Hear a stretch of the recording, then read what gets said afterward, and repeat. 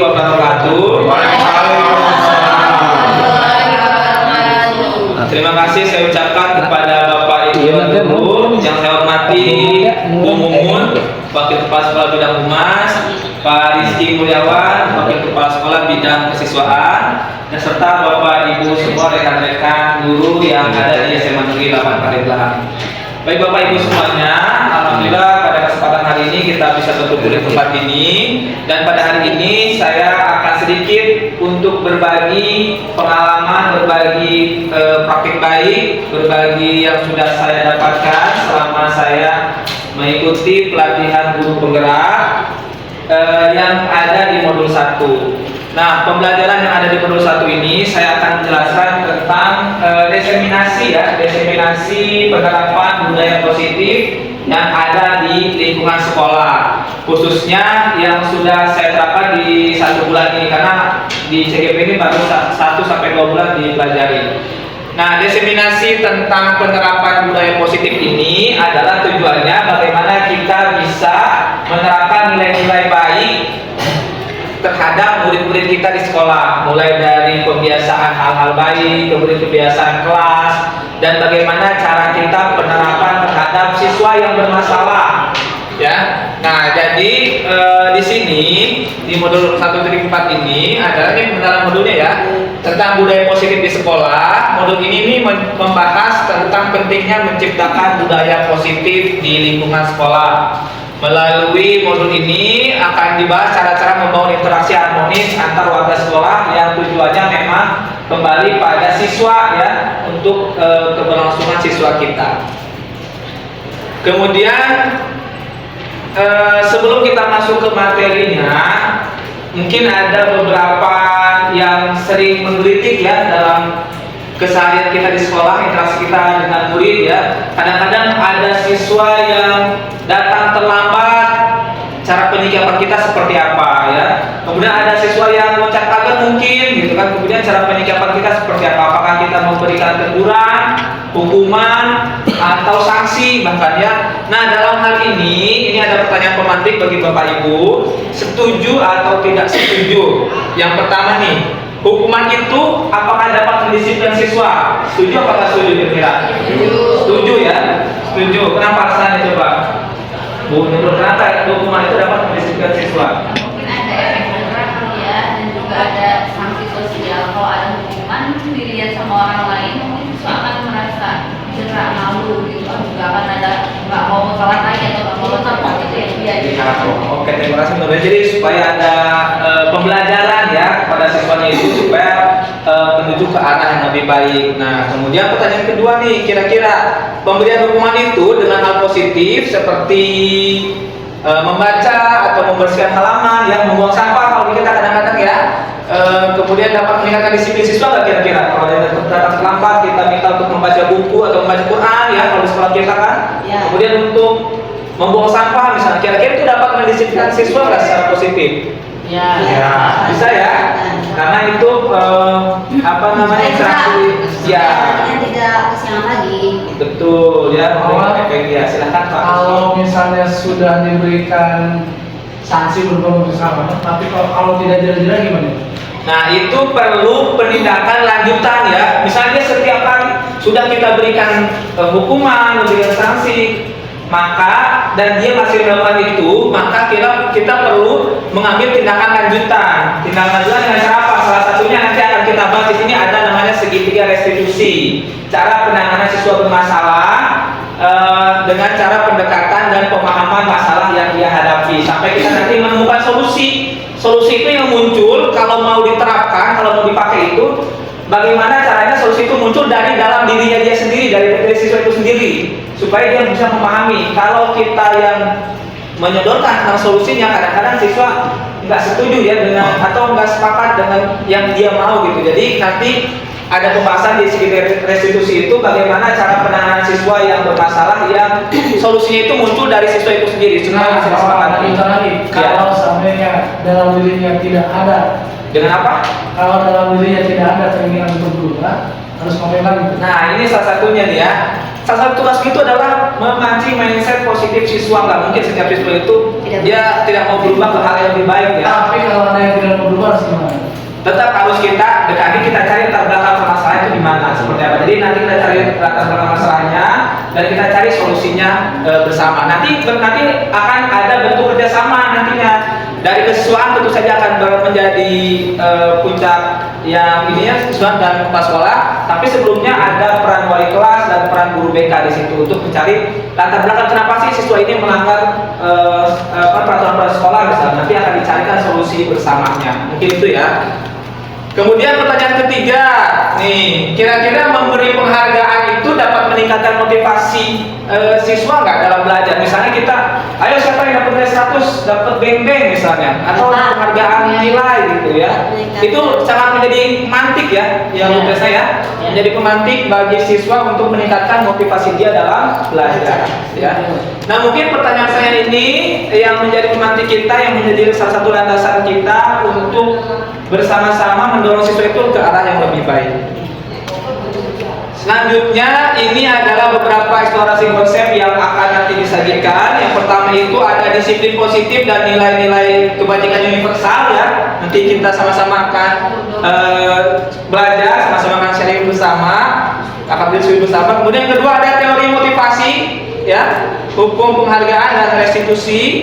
Kemudian ada keyakinan kelas. Apakah Bapak Ibu semua di sini sudah membuat keyakinan kelas atau tidak? Misalnya kan di kelas masing-masing, karena ini ternyata penting ya membuat keyakinan kelas, peraturan kelas dan lain-lain.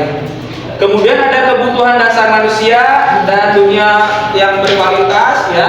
Dan terakhir ada 5 posisi kontrol. Jadi penempatan kita terhadap hal-hal itu ada posisi kontrolnya ya. Dan terakhir ada restitusi. Nah ini adalah konsep dasar yang akan kita bahas pada kesempatan kali ini. Nah selanjutnya adalah tujuan dan manfaat budaya positif di sekolah. Nah sebelum kita masuk ke hal-hal itu, kan tadi ini adalah salah satu pengibasan tentang budaya positif di sekolah ya. Tujuannya adalah yang pertama itu meningkatkan prestasi siswa. Jadi membudayakan hal-hal positif di sekolah itu dapat mendorong siswa untuk lebih termotivasi dan berprestasi ya. Yang kedua ada lingkungan yang nyaman. Kalau kita menciptakan budaya positif dan ini didukung oleh semua stakeholder yang ada di sekolah, maka itu akan tercipta lingkungan yang nyaman ya. Nah kalau lingkungan yang nyaman itu pasti akan tercipta kerjasama yang baik antar guru maupun dengan siswa. Ini tujuan budaya positif yang ingin dibangun di sekolah kita. Kemudian ada komponen-komponen budaya positif yang harus ada di sekolah. Yang pertama visi misi sekolah. Kebetulan visi misi sekolah itu sudah dibahas kemarin ya bersama Ibu Kepala dan para wakil kepala. Dan visi sekolah kita sudah mengarah pada hal-hal yang berpihak pada siswa ya. Ada yang apa visi sekolah kita? Milenial ya. Ya itu. Yang kedua ada aturan dan tata tertib. Nah alhamdulillah di sini kesiswaan kita, wakil kepala sekolah kita di bidang kesiswaan Pak Rizky sudah membuat tata tertib dan aturan ya, seperti poin, penerapan poin, kemudian beberapa hal tentang peraturan-peraturan dasar di sekolah ya. Yang ketiga ada kepemimpinan yang inspiratif ya. Di sini banyak kepemimpinan itu bukan hanya dari kepala sekolah aja ya, dari teman sejawat yang menjadi inspirasi kita ya, guru-guru senior, ada Bu Tresna, Bu Mumun, Bu Iwi di sini ya, yang bisa menjadi teladan bagi kita. Ada Pak Iwan di sini ya, yang menjadi teladan ya bagi kita di sini. Yang keempat ada keterlibatan warga sekolah ya. Keterlibatan warga sekolah itu tentu saja ya dalam membangun budaya positif itu harus terstruktur seperti bangunan ya. Kalau kita satu komponen aja tidak bisa bekerja sama, maka bangunan itu akan rubuh ya. Nah makanya perlu keterlibatan dari semua warga sekolah, mulai dari Pak Ahmad ya, itu yang penguasa gerbang ya kan, penguasa sekolah kita di depan itu, penguasa dunia ya, yang Pak Ahmad satpam kita, sampai Mak Anda ya, yang petugas kebersihan Yana, sampai ke kita nih selaku yang mengajarkan kepada siswa kita. Ini harus ada kerjasama yang baik. Jangan sampai ada muka-muka yang tidak mengenakan ketika kita ingin masuk ke sekolah misalnya ya, cemberut misalnya, ada permasalahan di rumah misalnya, mau ke sini ya betul ya, marah-marahan misalnya ya. Mudah-mudahan tidak terjadi di lingkungan sekolah kita. Oke, lanjut ya. Ini tuh apa namanya tadi? Ini komponen budaya positifnya. Kemudian ada langkah-langkah untuk membangun budaya positif. Langkahnya ada pertama ada mengidentifikasi nilai-nilai, komunikasi, kemudian pemberian contoh, pembiasaan dan evaluasi dan perbaikan ini langkah-langkahnya. Nah ini ada peran-perannya Bapak Ibu semuanya. Jadi untuk menciptakan budaya positif di sekolah itu ada peran dari masing-masing dari kita, mulai dari kepala sekolah sampai ke siswa itu perannya apa supaya menciptakan lingkungan yang baik. Ya, yang pertama itu ada penetapan visi misi ya yang sudah kita sama-sama sepakati di pertemuan sebelumnya. Kemudian ada yang kedua mengembangkan kebijakan ya, kebijakan dari pimpinan, memberikan teladan baik dari kepala sekolah maupun dari guru-guru ya pada siswa-siswanya. Dan terakhir adalah memfasilitasi kolaborasi, salah satunya seperti forum-forum yang seperti sekarang ini, fasilitas kolaborasi, sharing, bertukar pikiran nanti ya di sini. Kemudian ini peran guru dalam mengembangkan budaya positif. Nih, peran guru itu yang pertama apa aja peran guru? Yang pertama tentu saja kita menjadi teladan bagi murid-murid kita. Ya, kita itu sebagai kalau menurut Ki Hajar Dewantara, kita itu salah satunya Tutuki Handayani ya, menjadi teladan bagi siswa-siswa kita. Kemudian yang kedua apalagi selain kita menjadi teladan, kita bisa membina hubungan yang positif ya kepada siswa. Membina hubungan yang positif itu salah satunya adalah dengan cara berkomunikasi yang baik dan menciptakan hal-hal baik di kelas. Yang ketiga adalah menciptakan lingkungan belajar yang kondusif ya, menciptakan lingkungan belajar yang kondusif, yang baik, yang nyaman sehingga tercipta lingkungan yang baik. Seperti contoh pada gambar ini ya, ini salah satu kegiatan positif, kebijakan positif yang baik setiap pagi ya, ada jalan piket ya, acara salam sapanya di pagi hari ya, Pak Rizky ya, terima kasih sudah ya, foto saya mana? Terima kasih. Itu ada di dalam versi itu. Oke. Kemudian ada peran siswa dalam membangun budaya positif. Nih peran siswa itu salah satunya adalah saling membantu antar siswa, kemudian berpartisipasi aktif dalam setiap kegiatan ya, seperti kemarin P5 kita kegiatan itu siswa itu berperan aktif dan terakhir dalam menjadi teladan bagi teman-temannya yang lain. Nah ini peran-perannya. Kemudian, nah kita baru masuk ke nilai-nilai universal ya. Apa itu disebut dengan yang disebut dengan nilai-nilai universal? Nilai-nilai kebajikan universal itu adalah nilai-nilai atau sifat-sifat positif manusia yang merupakan tujuan mulia yang ingin dicapai setiap individu. Kayak misalnya ya. Nah, nilai tersebut bersifat universal yaitu secara umum ya, kayak kebaikan, tanggung jawab, ya, disiplin. Itu adalah nilai-nilai universal. Bagaimana nanti kita ini menciptakan nilai-nilai universal yang bisa diterapkan oleh siswa kita, ya. Kemudian ada nilai-nilai kebajikan yang ingin dicapai oleh setiap anak, ya. Nah, kalau nilai-nilai kebajikan yang ingin dicapai oleh setiap anak yang secara umum di Indonesia itu dirangkum dalam kurikulum kita, yaitu kurikulum Merdeka. Salah satunya diterapkan dalam profil pelajar Pancasila yang kemarin sudah kita terapkan di P5 kemarin, ya. Nah, ini salah satunya tujuan dari pendidikan Indonesia, ya, profil pelajar Pancasila. Nah, selanjutnya ada teori motivasi perilaku manusia, ya. Jadi dalam teori perilaku manusia ini ada 3 faktor nih, 3 teorinya. Yang pertama, motivasi itu secara ekstrinsik. Apa itu ekstrinsik? Motivasi ekstrinsik itu adalah untuk menghindari ketidaknyamanan atau hukuman yang terjadi apabila saya melakukannya. Misalnya, kenapa ada motivasi ekstrinsik itu? Ada siswa yang rajin datang tepat waktu, tapi salah satu motivasinya adalah karena dia takut akan hukuman. Kalau dia datang terlambat, dia takut akan dapat hukuman. Nah, itu adalah contoh dari motivasi ekstrinsik untuk menghindari hukuman.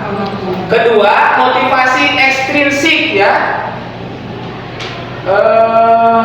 Ini untuk mendapatkan imbalan orang lain. Jadi kalau kita melakukan tidak melakukan pelanggaran, tapi kita mengharapkan imbalan dari orang lain. Dan yang ketiga ada motivasi intrinsik tujuannya kedisiplin. Memang dia menghargai dirinya, dia tuh mau datang tepat waktu ke sekolah karena memang dia ingin disiplin gitu loh. Karena dia memang ingin baik, ingin menjadi orang yang lebih sukses lagi. Oh, ya. tulisnya soal itu. Oh iya, apa yang kita nih Pak Rizky? Intrinsik. Oh intrinsik ya. Terima kasih Pak Rizky, nanti saya perbaiki. Saja ya. Jadi motivasi apa kamu yang benar? Intrinsik Pak Rizky nanti ya. Terima kasih Pak Kamil sebagai yang menjadi salah satu teladan ya di sini ya. Teladan ya. Jadi tadi motivasi siswa itu untuk datang ke sekolah itu ada 3 ya. Yang pertama dia itu tidak melanggar aturan karena dia takut dihukum, ya itu ekstrinsik. Yang kedua siswa itu datang tepat waktu dan tidak melanggar aturan karena dia ingin mendapat imbalan. Dan yang terakhir dia itu datang ke sekolah tepat waktu dan tidak melanggar aturan itu karena memang dia sendiri yang ingin memperbaiki dirinya, ingin disiplin, ingin menjadi lebih baik dan lain-lain ya. Tadi 3 motivasi dalam pembelajaran kita. Kemudian yang kedua ini ya, ini motivasi intrinsik ya yang tadi disebutkan. Mengapa kita mematuhi peraturan menggunakan helm, bila mengendarai kendaraan roda 2? Nah, jadi seperti ini ya pertanyaannya. Nanti ini akan muncul pada ada yang takut akan polisi misalnya karena kita nggak pakai helm, ada yang biar dapat imbalan, ada yang memang dia untuk menjaga keselamatan. Selanjutnya, nah ini dia nih salah satu founder atau Menteri Pendidikan pertama Indonesia ya, sebagai penggagas dari Taman Siswa, yaitu Ki Hajar Dewantara ya. Jadi Ki Hajar Dewantara ini memiliki teori belajar yang sudah sama-sama kita mengetahui mungkin ya tentang Tugu Handayani, Ingarso itu ya, 3 teladan itu. Menurut Ki Hajar Dewantara, merdeka itu artinya adalah tidak hanya terlepas dari perintah, akan tetapi juga cakap membuat dan memerintahkan diri sendiri ya.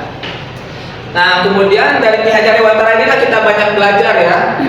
Selanjutnya adalah nih, mungkin kita sering tidak menyadari nih apa perbedaan dari hukuman dan konsekuensi. Kadang-kadang kita menyamakan aja ya, hukuman itu dan konsekuensi itu sama ya.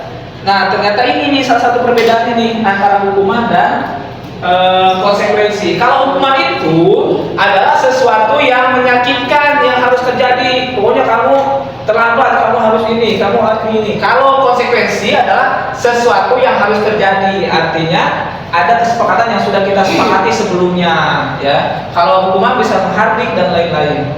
Yang kedua, kalau hukuman itu adalah membuat anak sakit ya, baik secara fisik maupun sakit ya, baik secara fisik di dalam hati dia dalam jangka waktu yang lama.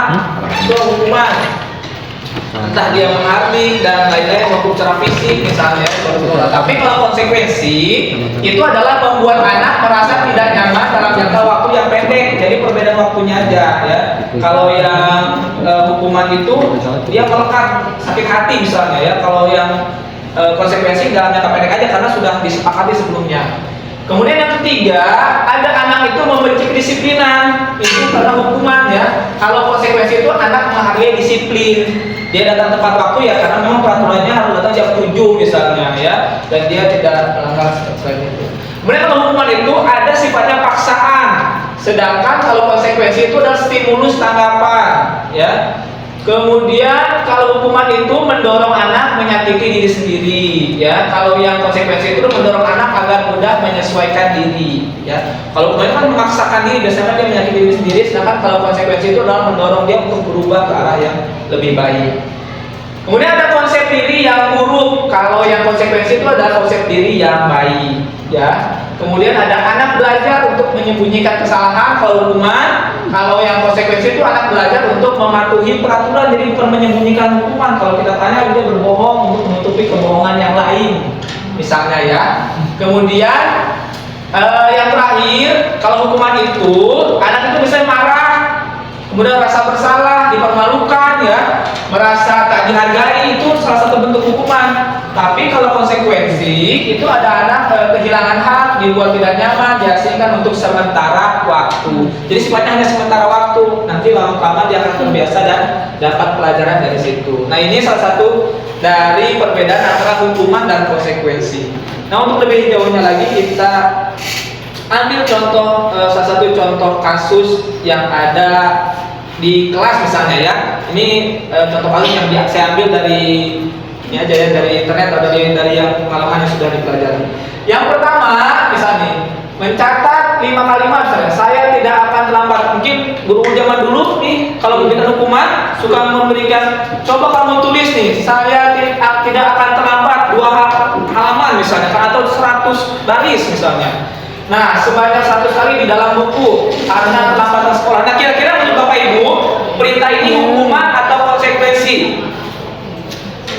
Meminta anak untuk menuliskan saya terlambat misalnya. Hukuman ya.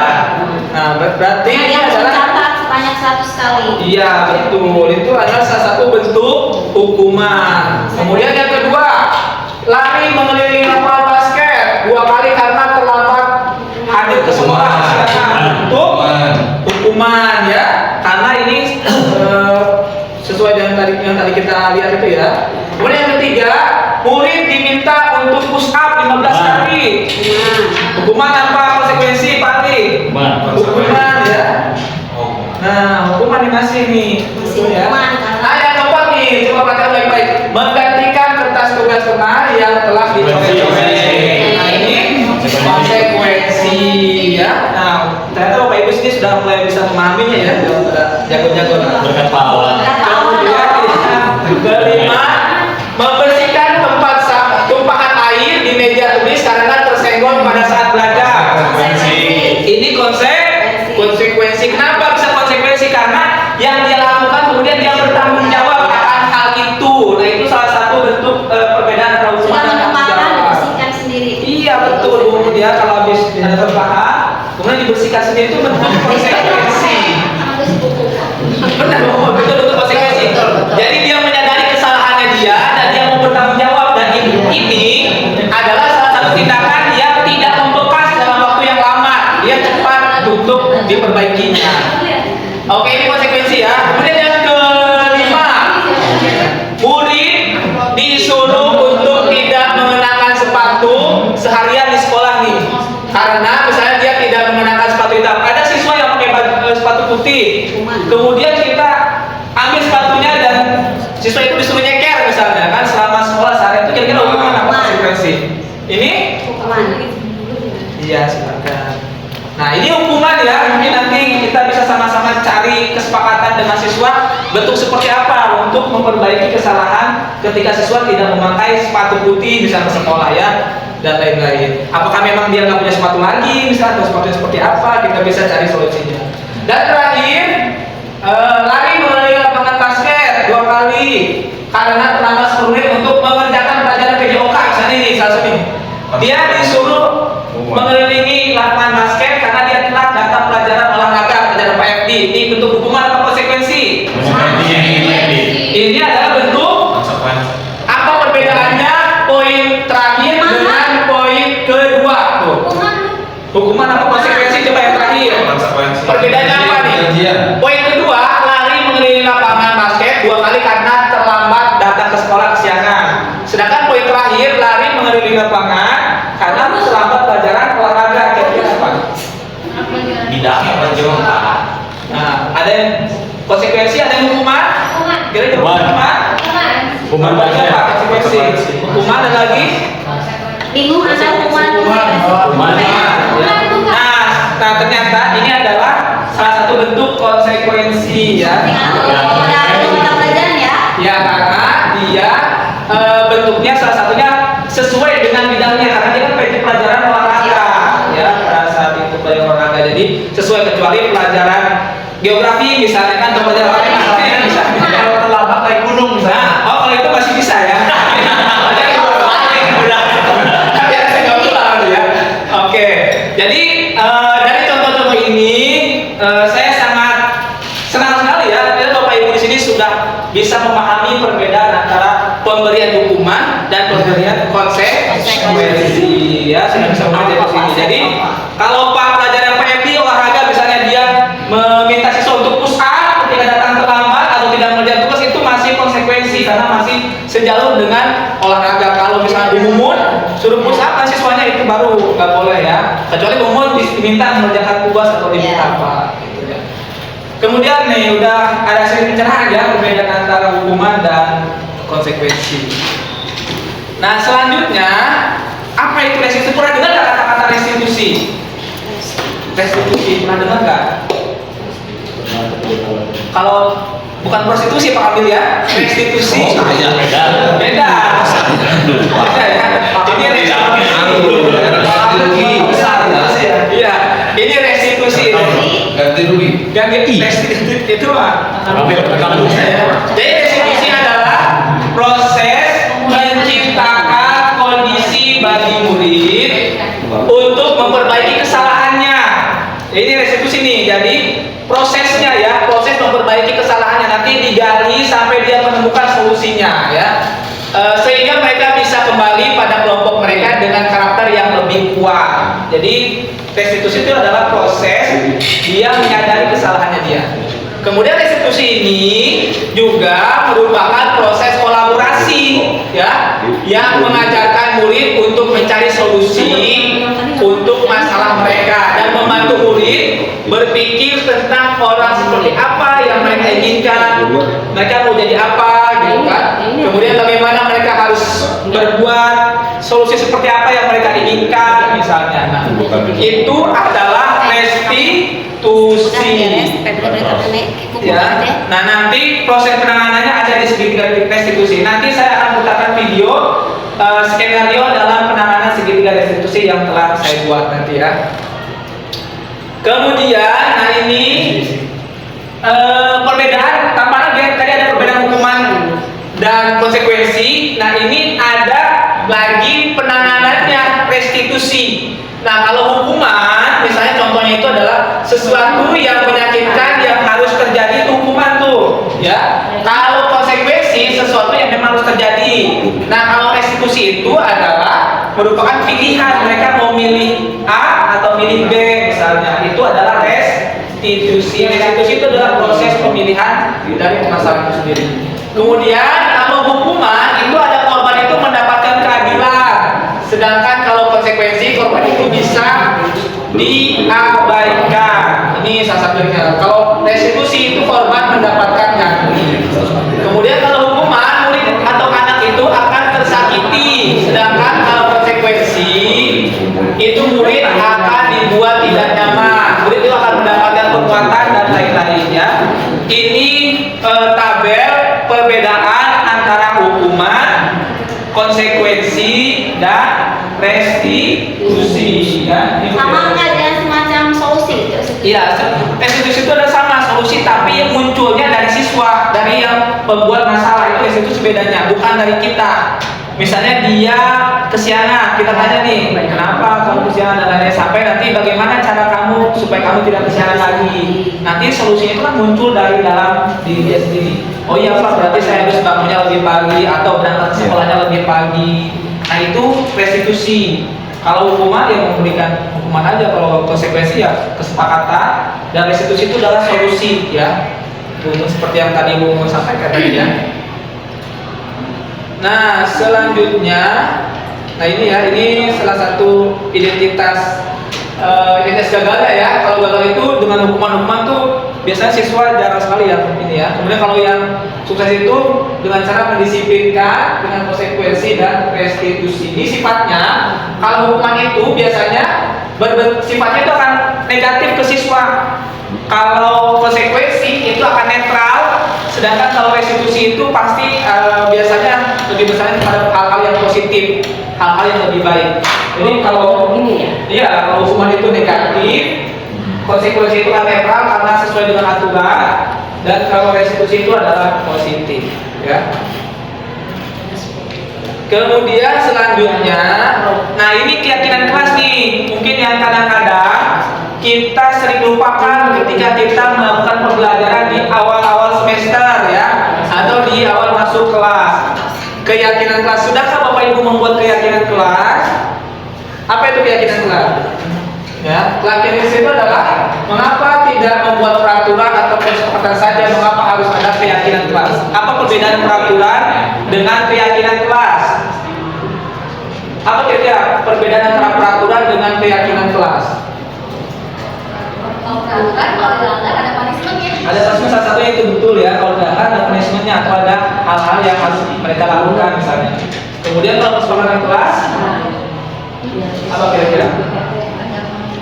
Apa Pak Diki kira-kira perbedaan antara peraturan dan kesepakatan kelas? Kesepakatan kelas dibangun secara bersama, kalau aturan terkadang sepihak. Nah, itu salah satu. Kesepakatan kelas diyakini oleh bersama. Nah, itu ya salah satu contohnya ya. Kalau keyakinan kelas, terima kasih Pak Diki ya, itu dibangun antara sesama yang ada di situ, baik guru maupun siswanya. Kalau peraturan kadang-kadang hanya dari gurunya aja ya yang dibuat itu. Jadi kalau keyakinan kelas itu dibuat ya, kalau yang peraturan hanya satu pihak aja, yaitu perbedaannya. Nah, kalau kita melihat dari tabel seperti ini nih, bagaimana bisa muncul budaya positif dari keyakinan kelas yang telah dibangun. Dari peraturan kelas itu hal yang kecil, keyakinan kelas akan muncul lingkungan yang positif dan pada akhirnya menimbulkan budaya yang positif ya. Nah, ini keyakinan kelas yang dibangun ini akan bermuara pada budaya positif yang ada di lingkungan kelas maupun yang ada di lingkungan sekolah ya. Nah, ini salah satu kesepakatan kelas yang telah saya buat ya. Ini adalah salah satu kesepakatan kelas yang saya buat bersama kelas 11 F1 tentang pembelajaran geografi yang saya kerjakan ya. Yang pertama ini adalah poin-poin 1 sampai 8 itu adalah poin yang muncul dari siswa bukan dari guru biasanya ya. Poin yang muncul dari siswa itu sendiri. Kita hanya biasanya memfasilitasi tentang keyakinan kelas ini, kesepakatan kelas ini ya. Misalnya mereka masuk tepat waktu Pak, jadi kemudian ditulis tentang keyakinan kelas seperti itu. Kemudian menjaga kebersihan kelas, berdoa sebelum dan setelah pembelajaran, kemudian berkata sopan santun dan tidak berkata kasar. Kemudian yang kelima, tidak bermain ponsel di kelas ya, kecuali dalam proses pembelajaran. Yang keenam, ada mengerjakan tugas tepat waktu, meminta izin ketika masuk dan keluar kelas, dan menjaga ketertiban kelas. Nah, ini adalah kesepakatan kelas yang disepakati bersama ya, untuk sama-sama dijalankan. Kemudian ini contoh peraturan kelas nih, peraturan kelas 11G2. Karena waktu itu saya belum belajar nih di awal semester, saya membuat peraturan kelas untuk kelas saya 11G2 nih kepada siswa yang di kelas 11G2. Jadi peraturan kelas ini adalah peraturan yang saya buat satu arah ya. Ternyata yang baik itu adalah kesepakatan kelas sehingga menunjukkan budaya yang positif ya. Ini adalah hal yang dibuatnya. Nah, kemudian ada contoh keyakinan kelas ya. Selalu kembalikan buku tepat di tempatnya misalnya ya. Ini adalah salah satu bentuk tanggung jawab. Kemudian yang kedua, dilarang mengganggu orang lain ya. Ini menghargai atau menghormati orang lain ya. Nilai-nilai atau keyakinan kelas yang ingin dicapai. Tidak ada ya, terima kasih Pak Rizky. Kemudian yang ketiga, hadir di sekolah 15 menit sebelum pembelajaran dimulai. Kira-kira nilai keyakinan kelasnya yang disepakati itu adalah menghormati orang lain dan berkomitmen ya. Dilarang melakukan kekerasan, ini untuk keselamatan, menghormati orang lain dan lain-lainnya. Kemudian dilarang menggunakan narkoba, ini untuk kesehatan dan juga untuk tindakan hukum ya, tidak melanggar hukum. Kemudian bergantian atau menunggu giliran, ini menghormati orang lain dan bersabar. Kemudian yang terakhir itu ada tidak berlari di kelas atau di koridor, ini untuk keselamatan dan keamanan. Ini salah satu peraturan dengan nilai keyakinan kelas yang ingin dicapai ya. Itu. Kemudian, nah Bapak Ibu, selanjutnya ternyata kita ini sebagai manusia, bukan hanya siswa ya, kita ini sebagai guru, sebagai manusia secara umum itu memiliki kebutuhan dasar manusia ternyata ya. Kalau ini terpenuhi, maka tuh vibe positifnya itu akan terbangun. Makanya kita melihat siswa ini, kita harus melihat beberapa faktor apakah siswa itu sudah terpenuhi nih kebutuhan dasar mereka itu, kebutuhan dasar ya. Nah, apakah sudah terpenuhi? Yang pertama itu kebutuhan dasarnya itu adalah bertahan hidup. Jadi kebutuhan dasar setiap manusia itu adalah bagaimana dia bisa hidup, bisa tinggal ya. Kebutuhan bertahan hidup. Contohnya adalah kebutuhan terkait kesehatan, rumah, ya, makanan, kemudian rasa aman. Itu salah satu contoh kebutuhan bertahan hidup atau survival ya. Yang kedua, ada kebutuhan akan kebebasan. Kadang-kadang kita tuh nggak mau diatur ya, kita tuh pengen bebas sebetulnya kan, pengen mau yang kita mau. Tapi kan kita punya koridor, ada koridor agama, peraturan di sekolah dan lain-lain. Tapi pada dasarnya setiap individu itu mau mengerjakan yang dia sukai misalnya. Nah, contohnya apa? Untuk kebutuhan kebebasan ini, contohnya itu adalah dia bisa membuat pilihan. Misalnya dia datang ke sekolah mau tepat waktu atau tidak, itu salah satu kebutuhan kebebasan ya. Kalau dia datang tepat waktu, berarti dia mendisiplinkan diri dia untuk lebih baik. Kalau dia datang terlambat atau tidak tepat waktu, maka itu ada konsekuensi yang harus dia penuhi ya. Nah, itu kebutuhan kebebasan. Jadi bentuknya itu pilihan ya, dengan percaya diri dan memberikan kesempatan untuk mencoba hal-hal baru. Kemudian yang ketiga, nah ini yang paling penting ya, apa nih ya? Ada kebutuhan cinta dan kasih sayang. Ya. Ternyata setiap manusia itu butuh cinta dan disayangi. Ya.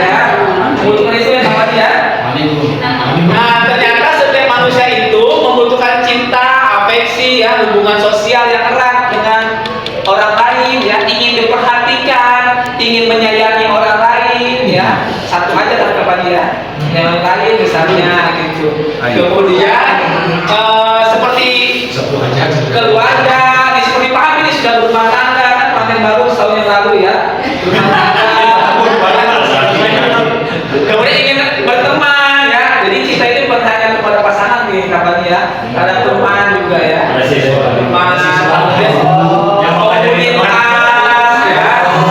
Komunitas kita nih antar guru nih itu juga salah satu kebutuhan cinta atau kasih sayang ya, misalnya Jengir lagi. misalnya Pak Asep ini sama-sama dari wilayah Mandalawi, misalnya kalau Pak Asep banyak kempes bisa bareng dengan Pak Ali misalnya. Atau Pak Asep mau pergi tahun ini bisa nginap dulu di rumah Pak Ali misalnya kan, daripada jauh dari Talita misalnya. Nah, itu salah satu kebutuhan. Udah ya, itu adalah contoh kebutuhan cinta dan kasih sayang. Ya. Pak Asep gimana Pak Asep ya. Jadi kita saya bukan hanya terhadap pasangan ya, terhadap teman juga sama ya, teman asal jangan menyimpang ya. Kemudian yang keempat, ternyata manusia juga butuh secara mendasar itu akan penguasaan atau power, kekuatan ya. Kita itu butuh hal-hal terkait dengan kekuatan. Setiap murid itu mempunyai kebutuhan dalam dirinya untuk merasa kompeten, menjadi terampil dan diakui atas pencapaian keterampilannya. Jadi kadang-kadang kita tidak menyadari nih bahwa setiap siswa itu juga butuh dihargai, bahwa dia itu bisa gitu loh. Kalau dia melihat sesuatu butuh penghargaan untuk itu, keterampilan dia, kesuksesan yang telah dia raih. Nah, itu contoh dari kebutuhan akan penguasaan atau power. Dan terakhir, ternyata kebutuhan manusia itu ada kebutuhan akan kesenangan atau fun ya, seperti bermain game ya, bermain Mobile Legends misalnya kan, itu bermain meme misalnya kan, itu salah satu kebutuhan fun atau kesenangan ya, kesenangan. Iya, bahagia ya kalau udah mencapai titik glory misalnya kan, apalagi immortal gitu, apalagi misalnya udah mau nyampe titik glory di tempat 9 tapi turun ya, misalnya kan, expert sekali. itu menjadi tantangan dalam diri kita ya untuk mencapai itu. Nah,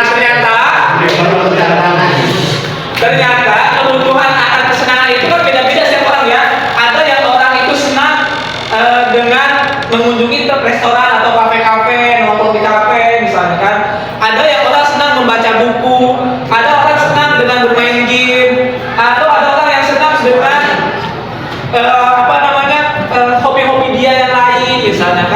dengan bermain, misalnya kan dengan bermain permainan yang lain, futsal dan lain-lain misalnya. Itu adalah kebutuhan dasar manusia. Memang sifatnya itu mendasar yang ada di setiap manusia. Pertanyaan adalah bagaimana kita mengontrol kebutuhan dasar ini ya, dari mulai bertahan hidup, kebebasan, kasih sayang, power dan kesenangan itu, bagaimana kita bisa mengontrol itu. Nah, Bapak Ibu yang saya hormati, jadi ini adalah kebutuhan dasar manusia ya, ternyata yang kita miliki. Kemudian ini ada 5 posisi kontrol ya. Ada 5 posisi kontrol. Nih, saya kasih sedikit bocoran ya. Jadi 5 posisi kontrol ini bisa diterapkan bagi kita sebagai guru kepada siswa kita, baik yang bermasalah ataupun yang punya kendala misalnya. Bagaimana kita bisa menempatkan diri kita, apakah kita menjadi guru yang pemberi penghukuman ya, yang pertama ada pemberi hukuman dalam arti kalau siswa terlambat, siswa melanggar, loncat, bolos, kita apakah menjadi guru yang memberikan hukuman aja kepada siswa, menghardik, oh kamu salah, kamu ini hukumannya ini misalnya kan? Atau kita membuat rasa bersalah, gimana misalnya? Membuat rasa bersalah, kayak gitu nanti setelahnya ada coba ya. Ada sebagai teman, pemantau dan sebagai manajer ya. Jadi 5 posisi kontrol ini. Nah, yang pertama pemberi hukuman ya. 5 posisi kontrol yang pertama itu pemberi hukuman. Apa maksudnya? Posisi kontrol kita sebagai guru ini untuk dijadikan pemberi hukuman. Rata-rata kalau kita tidak menyadari, kadang-kadang secara emosional kita berada di posisi ini, berada di posisi guru itu menjadi penghukum. Artinya posisi ini guru berusaha untuk mengontrol semua proses siswa. Kita tuh kayak diktator gitu loh kepada siswa ya. Pembelajaran dengan cara menyakiti, baik dengan verbal maupun non verbal ya, kepada siswa yang terlambat atau melanggar. Contohnya kayak gimana? Contohnya misalnya ada seorang siswa yang datang terlambat, kemudian dihardik, ditunjuk. Misalnya siapa ya? Mawar misalnya. Kamu datang terlambat. Kemudian kenapa dan dihardik dan ditunjuk misalnya, sehingga menimbulkan bekas negatif pada diri siswa ya. Kemudian bahkan memberi hukuman fisik kayak tadi ya, lari 3 putaran, lapangan basket misalnya. Nah, posisi penghukum ini tidak memberi motivasi nih secara intrinsik bagi peserta didik, jadi tidak menimbulkan kesadaran yang baik bagi siswa.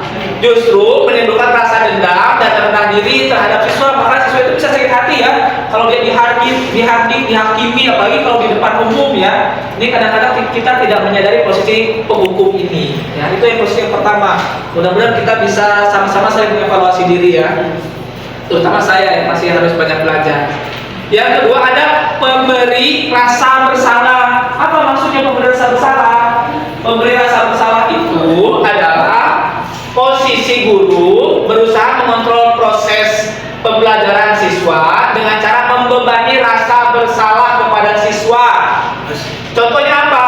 Contohnya misalnya ada siswa yang datang terlambat.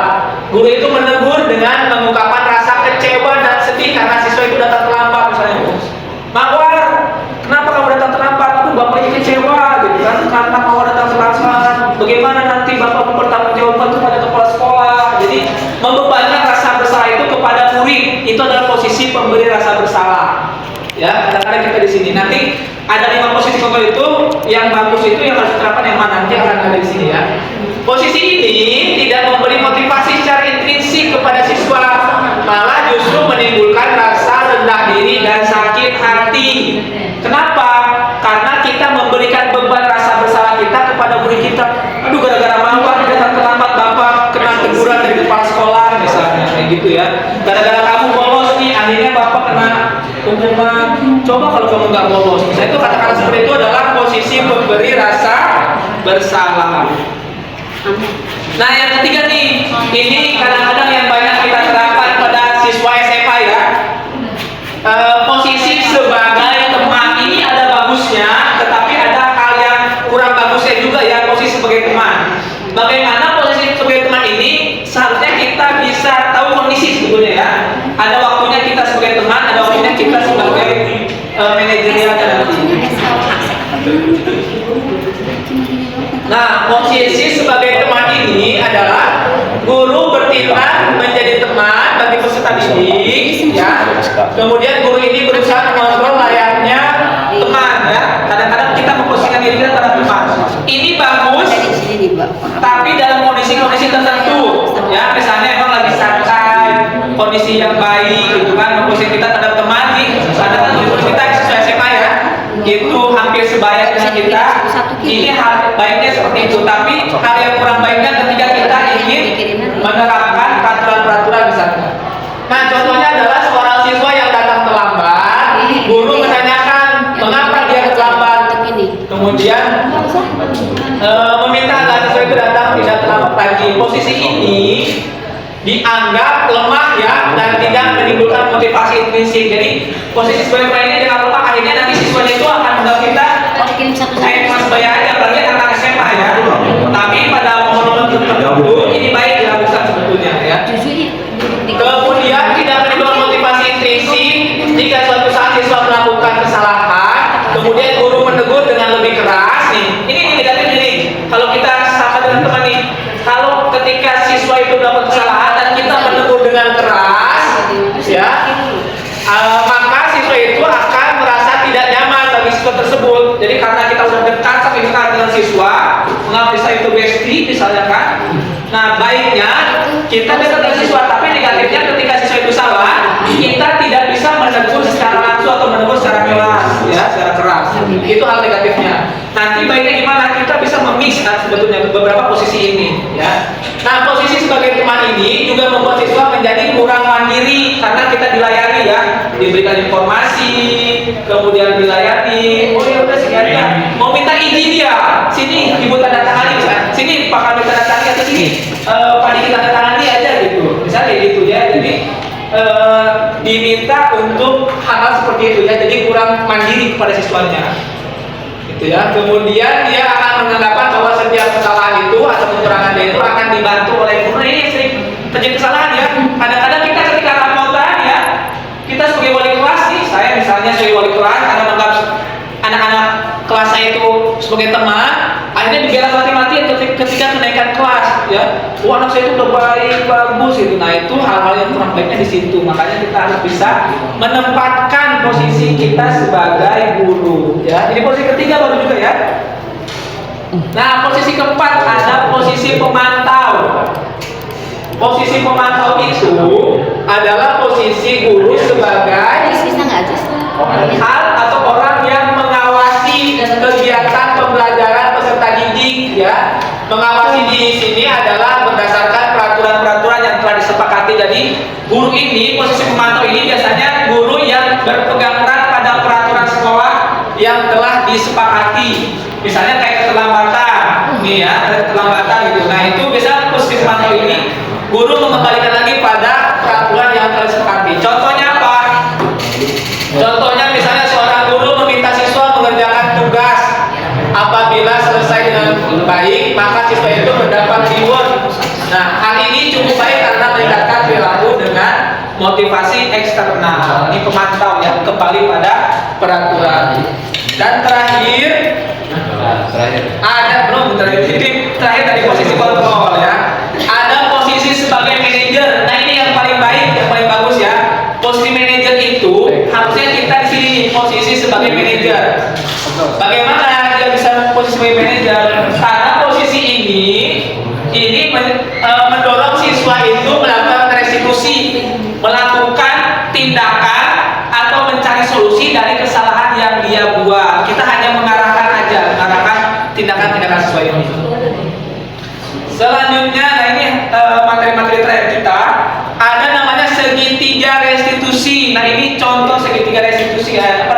Materi segitiga restitusi ini bisa diterapkan baik pada murid kita ataupun pada anak-anak kita mungkin yang sudah memiliki anak di rumah, ya, atau yang sudah bisa diajak komunikasi di rumah. Ini bisa diterapkan karena ini mendorong solusi dari kesalahan yang mereka lakukan, sehingga solusinya muncul dari dalam dirinya dia, sehingga nanti dia bisa menempati hal yang telah dia sepakati.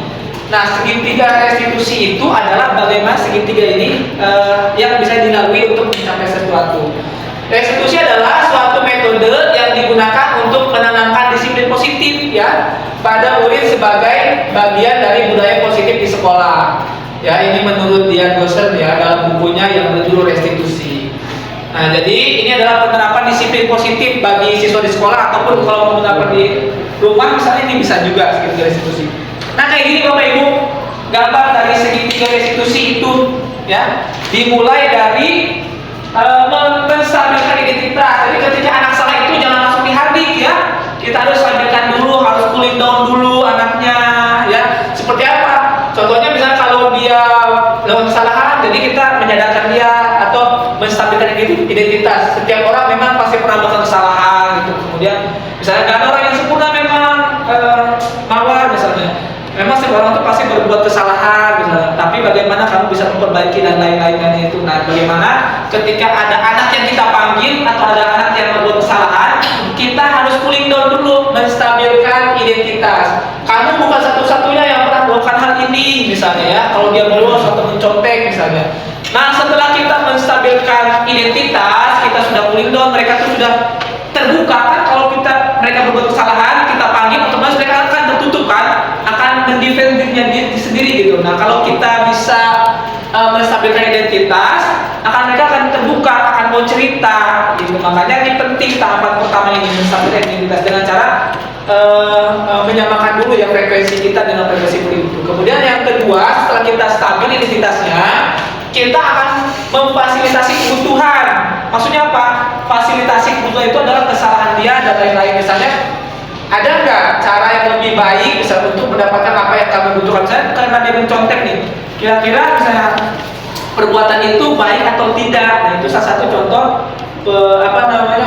validasi kebutuhan. Kamu tentu punya alasan mengapa hal itu dilakukan misalnya. Itu jadi tanyakan hal-hal seperti itu dulu. Nah, kira-kira kenapa kamu melakukan itu gitu? Karena kalau udah kita stabilkan, mereka udah terbuka sama kita, udah mau cerita, ini kronologinya gimana? Itu salah satu contoh dari stabilan identitas. Kalau udah cerita kronologinya, nah kira-kira menurut kamu misalnya perbuatan itu baik apa enggak? Nah, itu adalah validasi kebutuhan. Nanti mereka cerita itu kenapa mereka bisa bolos sekolah, karena apa misalnya ketika saya belajar gurunya lagi rapat itu nggak ada gurunya, akhirnya saya bosan di kelas misalnya dan saya bolos aja akhirnya gitu kan. Dan terakhir menanyakan keyakinan. Nah, di sini muncul baru nih solusinya, menanyakan keyakinan. Bagaimana nilai-nilai apa yang pernah kamu sepakati? Kamu ingin menjadi seorang seperti apa? Nah, kira-kira misalnya kalau dia udah bolos nih main PS bisa keluar. Nah, kita tanyakan di sini nih, di menanyakan keyakinan. Kira-kira peraturan sekolah misalnya yang udah kita sepakati itu boleh apa enggak? Kita bolos di jam belajar nggak boleh. Kira-kira apa yang harus kamu perbaiki dari hal itu misalnya kan? Oh ya ternyata kalau lagi nggak ada gurunya saya minta tugas Pak. Kalau gurunya lagi rapat misalnya saya minta tugas ke gurunya dan mengerjakan tugas. Akhirnya solusi itu muncul dari dalam diri dia sendiri dan dia menjalankan itu ya. Itu pentingnya dari segitiga restitusi ini ya Bapak Ibu ya. Dimulai dari menstabilkan identitas, validasi kebutuhan dan menanyakan keyakinan kelas. Nah, ini contoh-contohnya ya, validasi tindakan dan lain-lain. Oke Bapak Ibu, akhirnya ini adalah materi yang sudah saya jelaskan tentang budaya positif di sekolah. Semoga kita semua di sini bisa sama-sama belajar dan saling memperbaiki diri, termasuk diri saya sendiri terutama ya, karena saya masih harus banyak belajar dan harus banyak belajar dari Bapak Ibu yang ada di sini. Mungkin ada pertanyaan sebelum kita akhiri pertemuan pada hari ini, Bapak Ibu semuanya. Cukup ya. Terima kasih untuk hari ini Bapak Ibu. Semoga kita sama-sama saling menjaga budaya positif di lingkungan sekolah kita ini agar siswa kita dapat nyaman belajar di sini dan dapat meraih cita-citanya. Saya akhiri. Terima kasih. Wassalamualaikum warahmatullahi wabarakatuh.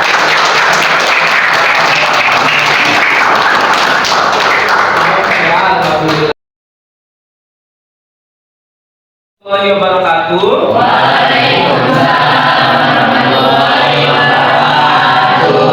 Baik teman-teman semua, anak-anakku sekalian, di hari ini, pada kesempatan hari ini Pak Awal ingin kembali mengingatkan lagi dan kembali kita ingin mengupdate kesepakatan kelas yang sudah pernah kita buat di awal semester kita dalam pembelajaran kita tentang proses pembelajaran atau kesepakatan kelas pembelajaran geografi di kelas ini di kelas 11F1 ya. Mungkin ada beberapa peraturan kelas yang sudah kita sepakati di awal semester yang sedikit lupa atau ada yang mungkin harus diperbaiki. Nah, pada hari ini kita akan membuat kesepakatan kelas yang baru ya, supaya pembelajaran kita berjalan dengan nyaman dan memiliki aturan yang jelas ya. Nah, untuk aturan atau kesepakatan kelas ini tujuannya itu adalah sama-sama kita supaya mengetahui jalur proses pembelajaran yang akan kita lalui ke depannya ya.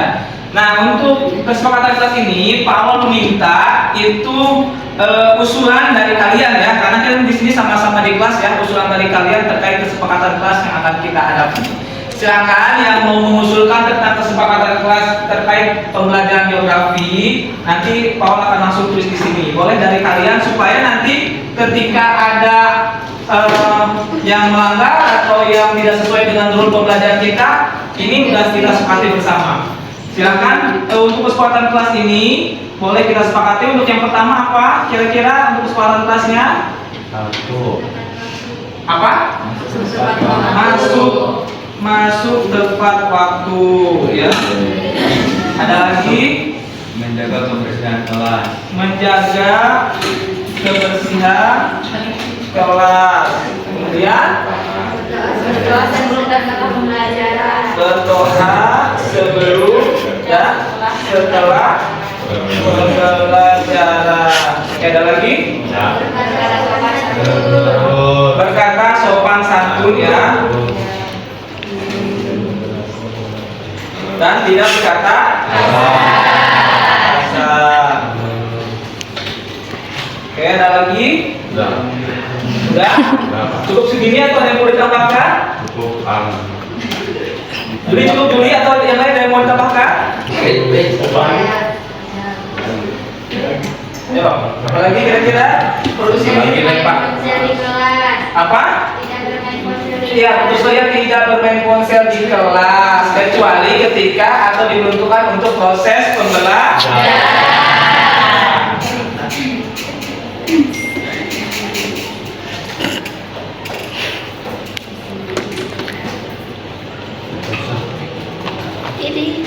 Ada lagi atau cukup sampai di sini? Mengerjakan tugas tepat waktu. Apa? Mengerjakan tugas tepat waktu. Cukup. Cukup atau kita perlu ditambahkan lagi untuk kesepakatan kelas pembelajaran kita? Cukup. Perlu? Oke, apa lagi kira-kira? Ya, betul ya, meminta izin ketika keluar dan masuk kelas.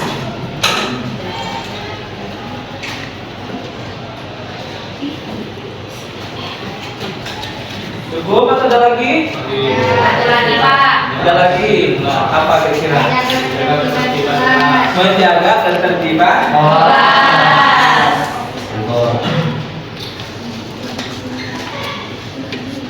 Ada yang tambahkan lagi atau cukup? Sudah cukup ya? Oke, jadi Paul bacakan lagi terkait poin-poin tentang kesepakatan kelas yang telah sama-sama kita buat di kelas ini ya. Yang pertama itu ada masuk pembelajaran tepat waktu.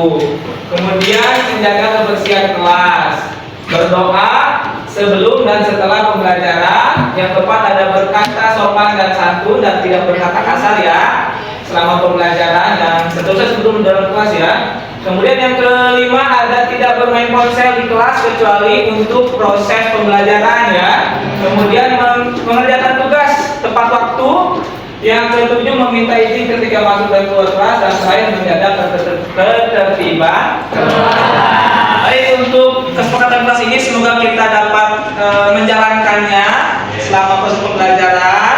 Nanti sama-sama kita jalankan dalam sini. Mungkin setiap pembelajaran akan kita ingatkan terus ya. Terima kasih ya, ini untuk kesempatan kelas kita pada hari ini. Terima kasih. Assalamualaikum warahmatullahi wabarakatuh. Nah, segitiga restitusi ini adalah suatu proses dialog yang dijalankan guru atau orang tua agar dapat menghasilkan murid yang mandiri dan bertanggung jawab. Segitiga restitusi ini sendiri dimulai dengan proses menstabilkan identitas, kemudian dilanjutkan dengan validasi kebutuhan, dan setelah itu menanyakan keyakinan kelas. Baik, selanjutnya kita masuk pada kasus pertama. Pada kasus pertama ini ada seorang siswa bernama Dodi. Kemarin dilaporkan tidak mengikuti pelajaran karena membolos ketika guru sedang ada rapat. Dodi pergi membolos ke rental PlayStation dan tidak mengerjakan tugas yang telah diberikan. Ketuk aja, Pak.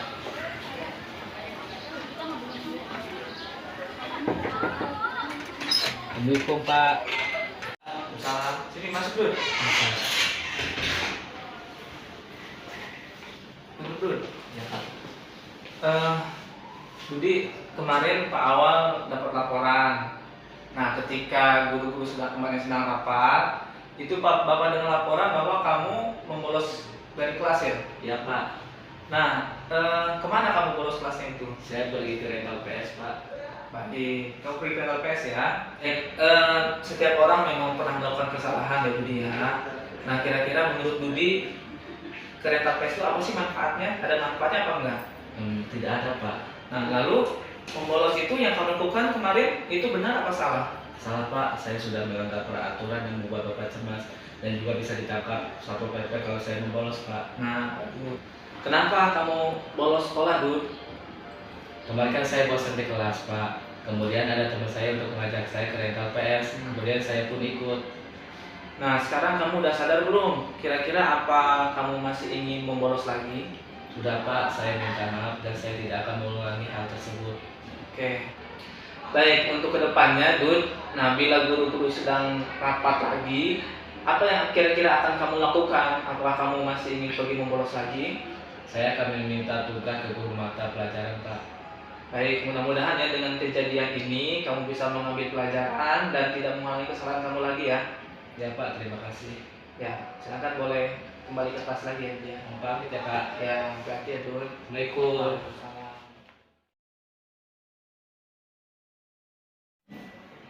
Assalamualaikum warahmatullahi wabarakatuh.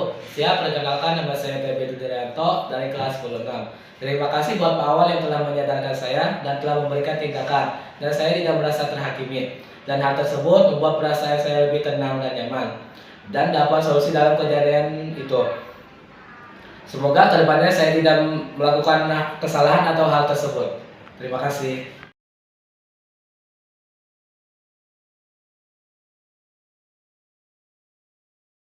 Assalamualaikum. Waalaikumsalam. Sini masuk Jan.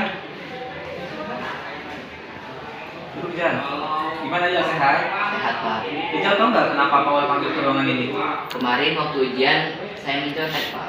Oh gitu. Terus coba dong ceritakan gimana kejadiannya. Waktu itu saya membawa contekan ke dalam ruangan dan diketahui oleh pengawas. Oh, jadi gini ya Jal ya. Pak Awal meyakini bahwa siswa itu pasti pernah melakukan kesalahan. Jadi Pak Awal sangat apresiasi tentang keberanian kamu dalam mengakui kesalahan-kesalahan kamu, apa yang telah kamu lakukan gitu ya. Mudah-mudahan gitu terjadi lagi. Ya Pak, saya minta maaf. Baik, kenapa kamu bisa mencontek? Pelajarannya sangat sulit dan saya membawa contekan Pak. Oh, kira-kira menurut kamu mencontek itu baik atau tidak? Salah Pak karena tidak jujur. Nah, jadi untuk kedepannya apa yang akan kamu lakukan untuk ketika ujian itu sedang berlangsung? Saya akan belajar lebih tekun dan saya akan bertanya apabila saya tidak paham Pak. Nah, bagus ya. Jadi nanti guru-guru juga akan pasti membantu kalau ada muridnya yang bertanya ya. Jadi seperti itu ya. Nanti kedepannya kamu bertanya pada guru-guru kalau nggak paham. Baik Pak, terima kasih. Baik, sekarang kamu boleh kembali ke kelas lagi. Saya pamit Pak. Ya. Assalamualaikum. Waalaikumsalam. Assalamualaikum warahmatullahi wabarakatuh. Perkenalkan, nama saya Rizal Ramli dari kelas 10-6. Saya sangat senang kepada Pak Awal atas tindakan yang dilakukannya dan saya pun tidak merasa terhakimi. Tindakan yang Pak Awal lakukan membuat saya sadar atas kejadian yang saya lakukan. Semoga kedepannya kejadian tersebut tidak terulang lagi. Cukup sekian dari saya. Assalamualaikum warahmatullahi wabarakatuh.